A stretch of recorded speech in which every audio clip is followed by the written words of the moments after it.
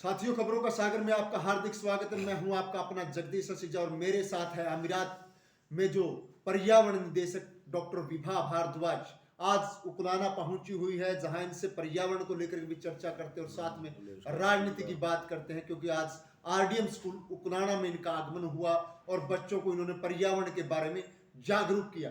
Doctor साहब नमस्कार। नमस्कार जी। डॉक्टर साहब उकलाना आए हैं, कैसा क्या अनुभव कर रहे हैं, क्योंकि आपकी जन्मस्थली भिवानी की रही है। मुझे बहुत अच्छा लगा आज उकलाना आके। आज मैं आरडीएम पब्लिक स्कूल के अंदर इनवाइटेड थी। श्री केशी शर्मा जी ने आज मुझे इनवाइट किया था बच्चों को मोटिवेट करने के लिए, और मुझे बहुत अच्छा लगा आज उनके स्कूल में आके। उनका एनवायरनमेंट किस तरह से उन लोगों ने बच्चों को सिखाया, किस तरह से मेंटेन किया है, सब कुछ मुझे बहुत अच्छा लगा आज यहाँ आके। डॉक्टर साहब, जो मैं बात करूं, आप पर्यावरण मंत्री हैं, लेकिन मैं पर्यावरण की बात बाद में करूंगा कि आपने यह भी बताया कि आप सांसद भी हैं अंतर्राष्ट्रीय सतह पर और साथ में आप पर्यावरण मंत्री हैं। तो ये कि सुरक्षा की बात करें, यहाँ आप आई हैं, कुछ भी ना सुरक्षा है ना कुछ है, क्या विदेशों में ऐसा नहीं? नहीं, विदेशों में ऐसा कुछ भी नहीं है। किसी को कोई जेड सिक्योरिटी की कुछ ज़रूरत नहीं है। हमें अपनों से कोई सिक्योरिटी की ज़रूरत नहीं। ये अपने ही हैं जिन्होंने आपको नॉमिनेट किया, ये अपने ही लोग हैं जिन्होंने आपको ये पद दिया है, तो हमें उनसे कोई खतरा नहीं है। हमें उनके बीच में रह के ही काम करना चाहिए, तभी हम उन चीज़ों को सॉर्ट आउट कर सकें कि उनके साथ क्या दिक्कतें हैं, क्या प्रॉब्लम्स हैं। जो मैं बात करूं, क्योंकि देखो विदेश में क्या यहाँ आगमन पर तो आपको कोई सुरक्षा नहीं लेकर के आए, क्या यहाँ सरकार को बताना नहीं होता कि हम आ रहे हैं या सुरक्षा की जरूरत है?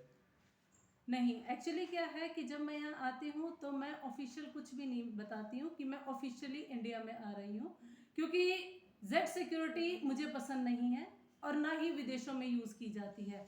ये इंडिया में यूज़ की जाती है कि कोई भी पॉलिटिशियन है उसको जेड सिक्योरिटी दो, वो कहीं भी बाहर जाते हैं मंत्री, उनको जेड सिक्योरिटी। मैं मेरे परिवार से मिलने आई हूँ, मैं मेरे पापा से मिलने आई हूँ, तो मुझे यहाँ जेड सिक्योरिटी की ज़रूरत ही नहीं है। मुझे कोई खतरा नहीं है हिंदुस्तान में किसी भी चीज़ से। अगर आप मान लीजिए आधिकारिक रूप से सूचना देते तो क्या आपको सुरक्षा मिलती? हाँ, अगर मैं आधिकारिक रूप से, लेकिन हिंदुस्तान मेरा देश है, तो मुझे यहाँ पे जेड सिक्योरिटी की ज़रूरत नहीं है। अगर मैं किसी दूसरे देश में जाऊँगी तो वो पहले एम्बेसी के थ्रू वो सारी सिक्योरिटी देंगे, प्रोवाइड करेंगे। लेकिन मोस्टली क्या होता है कि फॉरेन कंट्रीज़ में जेड सिक्योरिटी की ज़रूरत नहीं पड़ती है, लेकिन कुछ प्रोटोकॉल्स हैं जिन्हें हमें फॉलो करना पड़ता है। जैसे मान लीजिए अगर आप अमीरात की जगह कई एशिया या किसी अन्य देश में जाते हैं तो वहाँ क्या कुछ आपको सुरक्षा मिलती? हाँ जी, वहाँ हमारे कुछ प्रोटोकॉल्स होते हैं, जाने से पहले इन्फॉर्म करना पड़ता है आप आ रहे हैं। तो इस तरह से पूरी सिक्योरिटी, आसपास सारा एरिया पूरा एनालाइज किया जाता है कि कोई प्रॉब्लम तो नहीं है, क्योंकि आप एक दूसरे देश में जा रहे हैं और रिप्रेजेंट एक दूसरे कंट्री को कर रहे हैं, तो इस वजह से उनको प्रोटोकॉल हमें फॉलो करने पड़ते हैं। जो हम बात करते हैं कि आपने अमीरात की किसने देश का भी नाम आपने बताया? अर्जेंटीना। अर्जेंटीना के अंदर भी क्या कभी आपको गनमैन या कुछ ऐसी व्यवस्था रहती है? नहीं, अर्जेंटीना में हमें किसी भी गनमैन की, किसी भी सिक्योरिटी की कोई ज़रूरत नहीं है। मैं पब्लिक के बीच में रहती हूँ, पब्लिक से मिलती हूँ, हर रोज़ सुबह शाम उनसे मिलके, उनसे पब्लिक के अंदर जाके उनसे बात करती हूँ। किसी को कोई प्रॉब्लम है तो उनका वही रेक्टिफिकेशन किया जाता है। तो जैसे हम सांसद यहाँ चुने जाते हैं जनता द्वारा, तो वहाँ कितने मतदाताओं का एक क्षेत्र या जिले का या बात करें तो कितने मतदाताओं के माध्यम से सांसद चुना जाता है? मेरा जो सिलेक्शन है वो मेरे काम की वजह से हुआ है। वहाँ मैंने उस देश में कचरे को यूटिलाइज करके फ्यूल बनाया, उस देश का कचरा ख़त्म किया। क्या है, दूसरे देशों में, अमेरिकन कंट्रीज़ के अंदर वो ये नहीं देखते कि तुम कौन से देश से आए हो, वो ये देखते हैं कि तुम कहाँ से आए हो और काम किस देश के लिए कर रहे हो। जब उन्होंने मेरा काम देखा वहाँ पे, तो उन्होंने ये सोचा कि ये हिंदुस्तान से आई है और काम हमारे देश के लिए कर रही है, हमारे देश के पर्यावरण पर काम कर रही है, यहाँ का एनवायरनमेंट सेव कर रही है।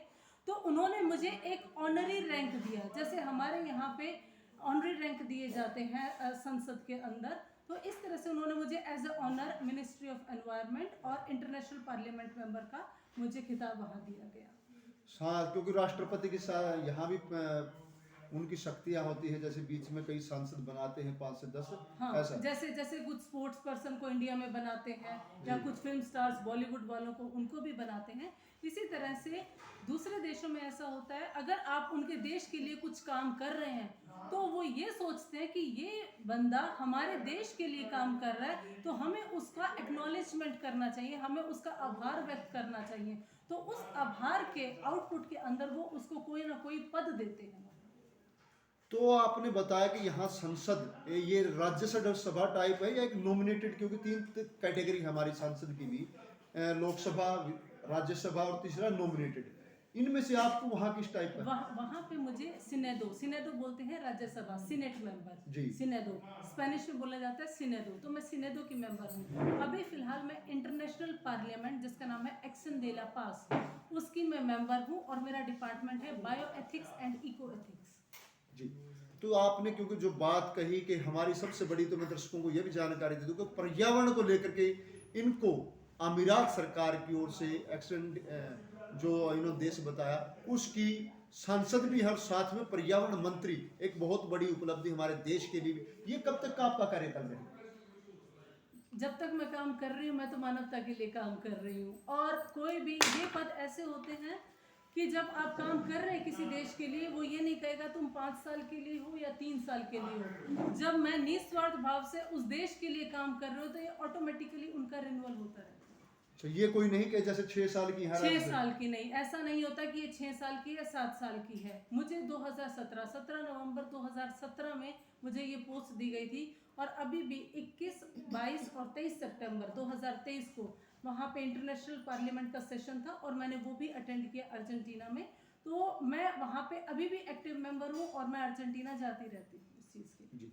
तो आपने जो पर्यावरण की बात करें, तो वहाँ विदेशों में किस टाइप से पर्यावरण को समाप्त किया, उसकी भी जानकारी हमारे दर्शकों को दीजिए। पर्यावरण के अंदर वहाँ ऑलरेडी लोग बहुत ज़्यादा अवेयर हैं, वो किसी तरह का कचरा नहीं फैलाते, कोई किसी तरह का पोल्यूशन नहीं है। फिर भी हमारी जो डेली यूज़ की चीज़ें हैं, उसके थ्रू जो भी कचरा होता है, मैंने उसको यूटिलाइज करके बायोफ्यूल बनाया। तो वो लोग अप्लाइड रिसर्च की तरफ ज़्यादा मोटिवेटेड हैं। मैं चाहती हूँ कि हमारे देश में भी लोग अप्लाइड रिसर्च, कॉपी पेस्ट पर ना जाएं, अप्लाइड रिसर्च पे काम करें, कि जो भी चीज़ें हो चुकी हैं उनको अप्लाई करें। सिर्फ किताबों में नहीं रहेंगे वो रिसर्च, उनको अप्लाई करें, इंडस्ट्रियलाइज करें, कमर्शियलाइज करें, तब जाके उस रिसर्च का फायदा है। दूसरे देशों में क्या है कि जो रिसर्च की जाती है वो सब अप्लाइड है, कमर्शियल है, इसलिए उन देशों के अंदर पर्यावरण का कोई भी पॉल्यूशन नहीं है। जो हम यहाँ बात करते हैं प्लास्टिक की, सिंगल यूज प्लास्टिक का एक बहुत बड़ा सरकार की तरफ से बैन भी है, लेकिन सबसे ज्यादा यूज हो रहा है। क्या वहाँ भी ऐसी व्यवस्था है? सिंगल यूज प्लास्टिक अमीरात के अंदर टोटली बैन है, वहाँ कोई भी यूज नहीं कर सकता। अगर किसी ने किया तो उस पर पेनल्टी है, और उस पर 50,000 दिरहम का फाइन है, और उसको जेल भी होगी अमीरात के अंदर। लेकिन मैं ये कहना चाहूँगी कि कंज्यूमर को समझाने की बजाय प्रोडक्शन इंडस्ट्रीज की तरफ ध्यान दिया जाए। उनको अप्रूवल ही क्यों दिए जाते हैं ये बनाने के? जब फैक्ट्रीज ही नहीं रहेंगी, इंडस्ट्रीज ही नहीं रहेंगी, कंज्यूमर कहाँ से लेके आएगा? पहले क्या था, सब जूट के थैले लेके जाते थे, घर में बने थैले लेके जाते थे, कोई पोल्यूशन नहीं था। ये हम लोगों ने अपनी ज़रूरतों को बढ़ा करके और ये पॉलीथीन मार्केट में लॉन्च किया। लेकिन अभी ये पॉलीथीन इतना ज़्यादा घातक है, स्वास्थ्य के लिए भी, जानवरों के लिए भी, और समुद्र, नालियाँ, सब चीज़ों के लिए बहुत ज़्यादा घातक है। ये एक तरह का बहुत ज़्यादा नुकसान देगा आगे फ्यूचर जनरेशन को। तो फिर आप वहाँ प्लास्टिक की बजाय क्या चीज उपयोग करते हैं, जिससे मतलब ये लोग अपना सामान लेकर के जाते हैं? सब जो भी अपना सामान लेने के लिए जाते हैं वो घर से अपने थैले लेके जाते हैं।